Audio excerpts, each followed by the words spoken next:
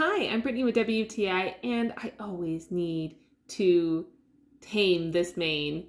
So that's why my favorite go-to brand is the wet brush. I found this set that comes with two, which is great because I'm definitely someone that can easily misplace my brush, so it's nice to have a little backup right here. Plus, this one is so easy to just slip in a purse, a bag, whether you're traveling or running errands. It is really nice because when you're running around, sometimes your hair can get a little messed up, stringy looking, and it's nice to have something to just make sure you keep on looking presentable to the world that you're running into as you're going. So it is really, really nice. It's great for if, as the name suggests, if your hair is wet, you can comb it and allow it to dry naturally, but not cause any damage because it is designed to detangle hair in any condition. I never feel like it's tearing or pulling unnecessarily on my hair. It's really, really nice.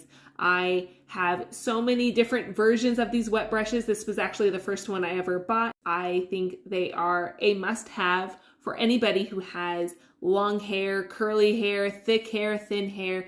It is good for all types of hair, and I am in love with these brushes, and that's my point of view.